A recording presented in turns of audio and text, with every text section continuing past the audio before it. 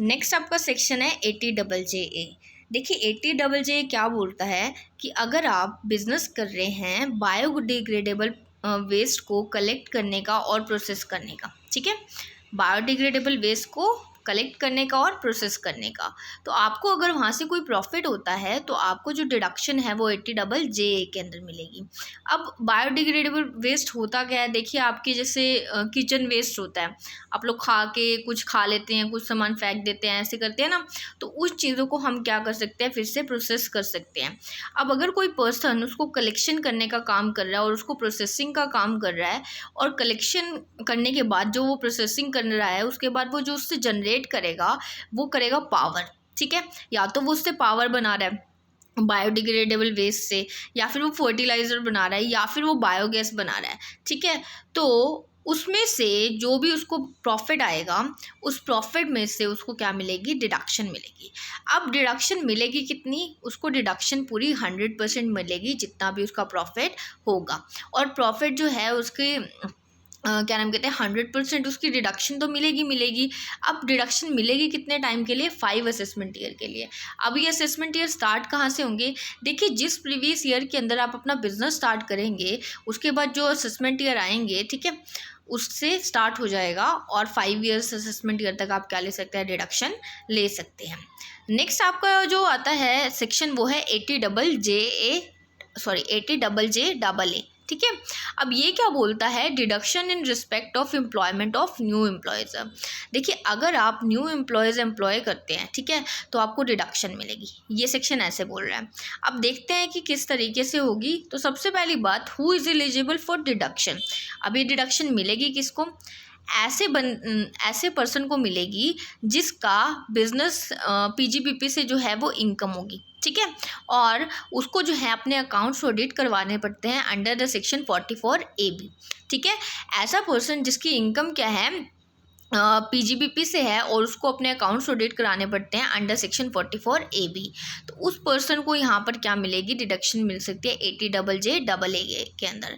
अब देखिए quantum and period of deduction क्या रहेगा, कि यानी उसको कितनी डिडक्शन मिलेगी और कितने टाइम तक मिलेगी।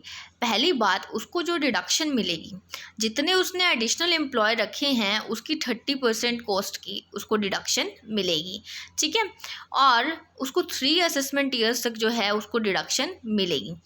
पहली बात, कितने क्वांटम कितना है, 30% ऑफ एडिशनल एम्प्लॉय कॉस्ट, जो उसने एडिशनल एम्प्लॉयज़ रखे हैं उनकी 30% कॉस्ट की जो है उसको डिडक्शन मिलेगी। और नेक्स्ट चीज़ क्या है कि 3 असेसमेंट ईयर्स तक जो है उसको डिडक्शन मिलेगी। अब देखिए इसके लिए कुछ कंडीशंस हैं जो आपको पूरी करनी पड़ेंगी। पहली बात, आपका बिजनेस जो है वो किसी बिजनेस को स्प्लिट अप करके या रिकन्स्ट्रक्ट करके नहीं होना चाहिए एग्जिस्टेंस बिजनेस को, यानी आपका जो बिजनेस है वो कम्प्लीटली नया बिजनेस होना चाहिए, ठीक है।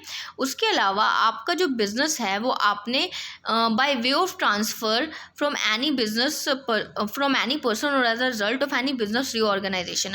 अगर मान लीजिए कोई बिजनेस रीऑर्गेनाइजेशन हुआ, ठीक है, रीऑर्गेनाइज होने की वजह से उसका जो एक पार्ट है वो आपके पास ट्रांसफ़र हो गया, ठीक है, तो वो भी आपका नया बिजनेस नहीं माना जाएगा। क्यों, क्योंकि वो ऑलरेडी पहले से एग्जिस्ट कर रहा था।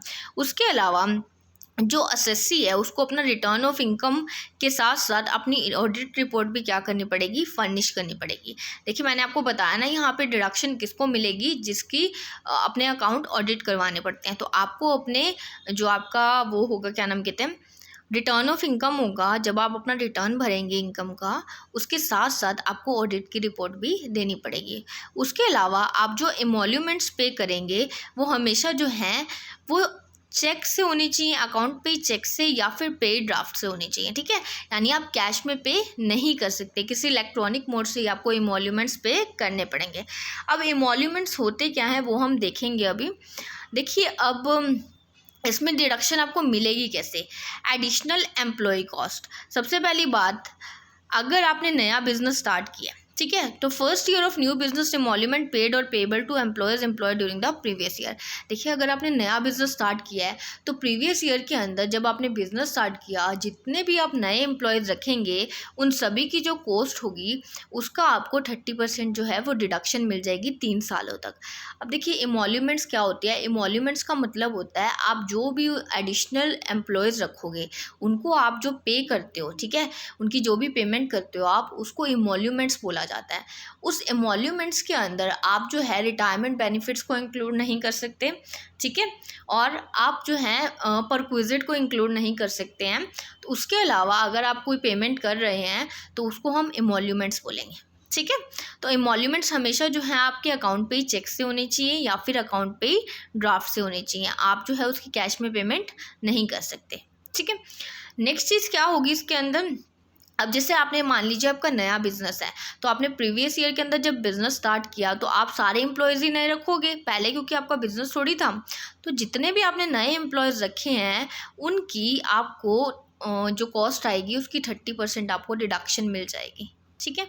नेक्स्ट आपको आता है, अगर आपका बिजनेस एग्जिस्टिंग है, ऑलरेडी आपका बिजनेस है और उसके अंदर जो है आप नए एम्प्लॉयज़ रखते हो। देखिए मान लीजिए आपका बिजनेस है और प्रीवियस ईयर के अंदर आपने क्या किया, न्यू एडिशनल एम्प्लॉयज़ रखे। उन एडिशनल एम्प्लॉयज़ की जो कॉस्ट होगी उसका आपको 30% जो है वो डिडक्शन मिलता है। मान लीजिए आपके पास पहले जो थे 100 एम्प्लॉयज़ थे, ठीक है, तो प्रीवियस ईयर के अंदर अगर आपने 20 एम्प्लॉयज़ और रख दिए तो अब आपके टोटल एम्प्लॉयज़ कितने हो गए, 120। बट एडिशनल कितने हैं, 20 एम्प्लॉयज़ हैं। तो उन 20 एम्प्लॉयज़ की जो कॉस्ट आएगी उसका 30% आपको जो है वो डिडक्शन मिल जाएगी। अब देखिए वो क्या कह रहा है, अगर एग्जिस्टिंग बिजनेस के अंदर कोई भी इंक्रीज़ नहीं होता नंबर ऑफ़ एम्प्लॉयज़ के अंदर, तो आपको कोई भी जो है डिडक्शन नहीं मिलेगी। डिडक्शन आपकी वहाँ पे क्या हो जाएगी, नील हो जाएगी। फॉर एग्ज़ाम्पल मान लीजिए आपके 100 एम्प्लॉयज़ थे, ठीक है, उसमें से आपने जो है 20 नए एम्प्लॉयज़ रखे और 20 एम्प्लॉयज़ जो हैं वो छोड़कर चले गए। देखिए नए आपने 20 रखे और 20 ही छोड़ के चले गए, तो टोटल से अगर हम फिर से देखें तो फिर से 100 एम्प्लॉयज़ हो गए। तो यानी आपके जो नंबर ऑफ़ एम्प्लॉयज़ हैं टोटल के अंदर उसमें कोई भी इंक्रीज़ नहीं आया, तो अब आपको कोई भी डिडक्शन नहीं मिलेगी। आपको उन्हीं की डिडक्शन मिलेगी जब आपके टोटल नंबर ऑफ़ एम्प्लॉयज़ के अंदर चेंज आएगा, उसके अंदर अगर आप इंक्रीज़ होता है तो आपको डिडक्शन मिलेगी, वरना डिडक्शन नहीं मिलेगी।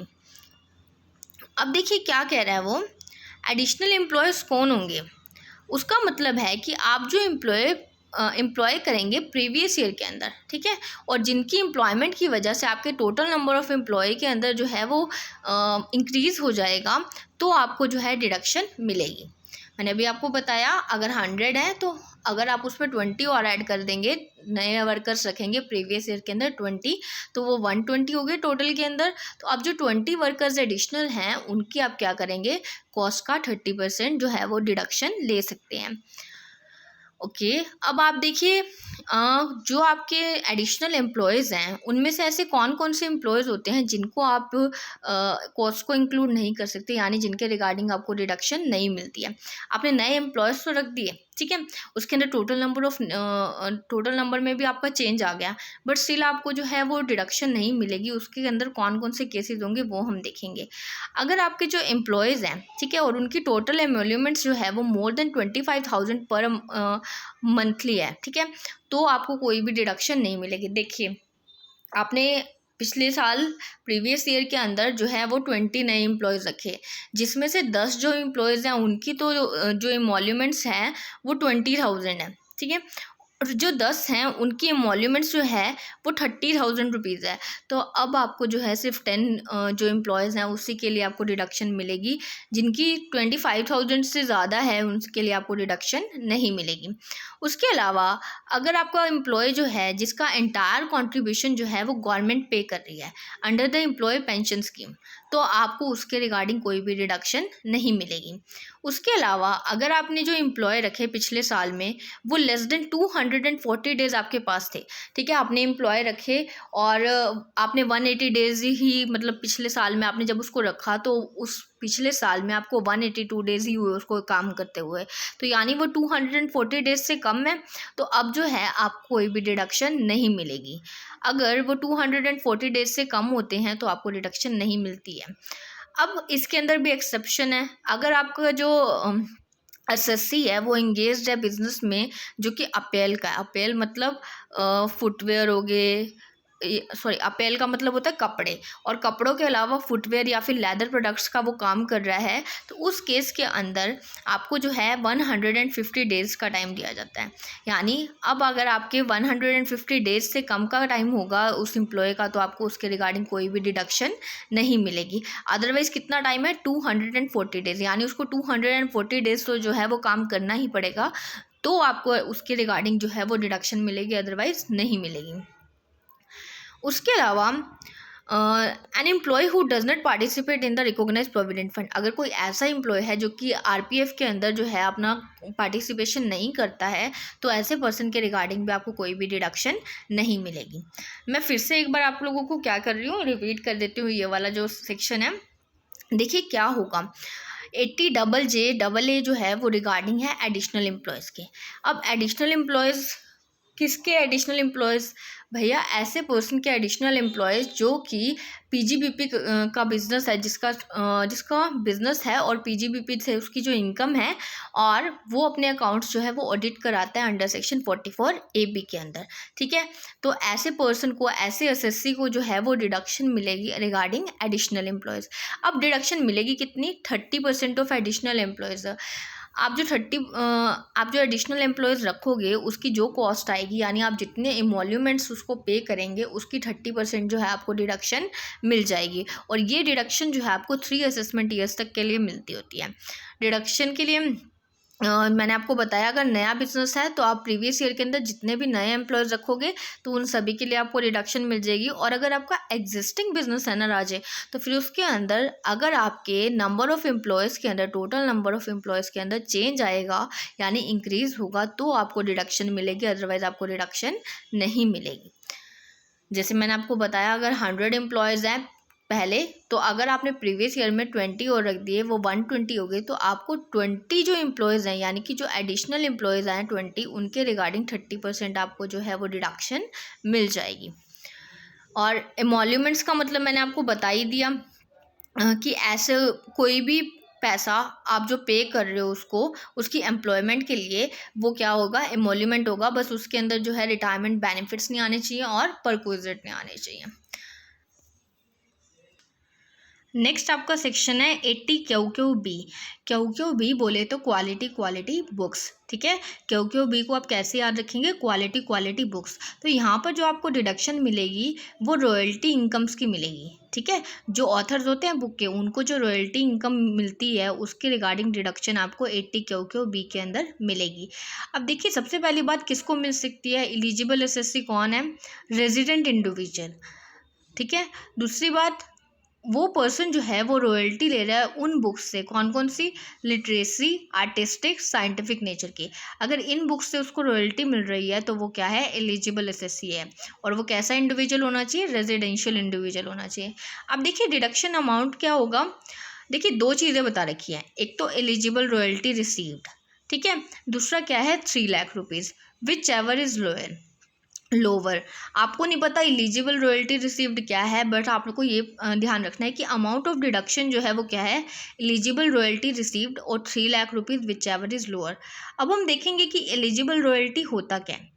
अगर आपको रॉयल्टी का पैसा जो है वो लमसम के अंदर मिल रहा है, ठीक है, तो जितना आपको पैसा मिला है ना एज अ रॉयल्टी, वो अमाउंट क्या बन जाएगा, एलिजिबल रॉयल्टी बन जाएगा। ठीक है, जितना पैसा अगर आपको लमसम के अंदर मिल रहा है, तो जो पैसा आपको मिलेगा वो एलिजिबल रॉयल्टी हो जाएगा। बट अगर आपको जो पैसा है वो लमसम के अंदर नहीं मिल रहा है, ठीक है, तो आपकी जो एलिजिबल रॉयल्टी होगी वो 15% of the value of book sold. जितनी बुक सोल्ड होंगी उसकी 15% जो होगा वो आपके लिए क्या होगा, एलिजिबल रॉयल्टी है। ठीक है, तो फिर से अगेन हम एक बार रिपीट कर देते हैं, 80 क्यों भी बोले तो it's related to quality books. ठीक है, आपको डिडक्शन मिलेगी regarding royalty income of authors. Eligible SSC कौन होगा, रेजिडेंट इंडिविजुअल। और बुक्स कौन सी होनी चाहिए, लिटरेसी, आर्टिस्टिक और साइंटिफिक नेचर की होनी चाहिए। डिडक्शन का अमाउंट फिर से बता रही हूँ मैं आपको, एलिजिबल रॉयल्टी रिसीव्ड होगी या फिर 3 लाख रुपये होगी, which ever is lower. Eligible royalty देखिए अब क्या होगी, लमसम रॉयल्टी अगर है अगर आपको अमाउंट जो है लमसम में मिल रहा है तो जितना अमाउंट आपको रिसीव होगा वो आपका रॉयल्टी जो है एलिजिबल रॉयल्टी मानी जाएगी। और अगर लमसम में नहीं है तो आपकी जो बुक्स की वैल्यू है, जितनी वैल्यू ऑफ बुक सोल्ड, ठीक है, उसका 15% जो है वो आपके लिए एलिजिबल रॉयल्टी बन जाएगा। अब देखिए इसके अंदर एक बात बोली हुई है, अगर आपको जो रॉयल्टी है वो अर्न होती है आउटसाइड इंडिया, यानी आपको जो रॉयल्टी है वो इंडिया में नहीं मिली, कहाँ पे आपने अर्न की है, आउटसाइड इंडिया, तो आपकी जो डिडक्शन अलाउड होगी उस रॉयल्टी के रिगार्डिंग वो इंडिया के अंदर तभी होगी अगर आप उसको जो है कन्वर्टेबल फॉरेन एक्सचेंज के अंदर इंडिया में लेके आएंगे विद इन 6 मंथ। ठीक है, कब, जब प्रीवियस ईयर में आपने उसको कमाया उसके विद इन 6 मंथ्स के अंदर, या फिर जो टाइम अलाउड किया जाएगा आरबीआई के द्वारा, अगर आप उसको इंडिया के अंदर ले आते हैं इन कन्वर्टेबल फॉरेन एक्सचेंज तो ही आपको डिडक्शन मिलेगी उसके रिगार्डिंग, अदरवाइज आपको डिडक्शन नहीं मिलेगी। नेक्स्ट आपका सेक्शन है 80 आरआरबी। आरआरबी जो है वो रिगार्डिंग रिडक्शन है रॉयल्टी ऑन पेटेंट। देखिए पेटेंट होते हैं, पेटेंट्स के ऊपर अगर आपको रॉयल्टी मिलती है तो उसके रिगार्डिंग आपको डिडक्शन जो है वो आरआरबी के अंदर मिलेगी। अब एलिजिबल एसएससी कौन होगा, रेजिडेंट इंडिविजुअल, ठीक है। और डिडक्शन का अमाउंट यहाँ पे क्या होगा, या तो जितनी रॉयल्टी आपको रिसीव्ड हुई है या फिर maximum rupee 3 lakh rupee, which ever is lower. ठीक है, तो 80 आरआरबी किससे रिलेटेड है, अगर आप पेटेंट है आपका कोई और उस पर आपको रॉयल्टी रिसीव्ड होती है उसके रिगार्डिंग है, और मिलती किसको है, रेजिडेंट इंडिविजुअल को, और अमाउंट ऑफ डिडक्शन है या तो रॉयल्टी रिसीव्ड या maximum rupee 3 lakh, which ever is lower.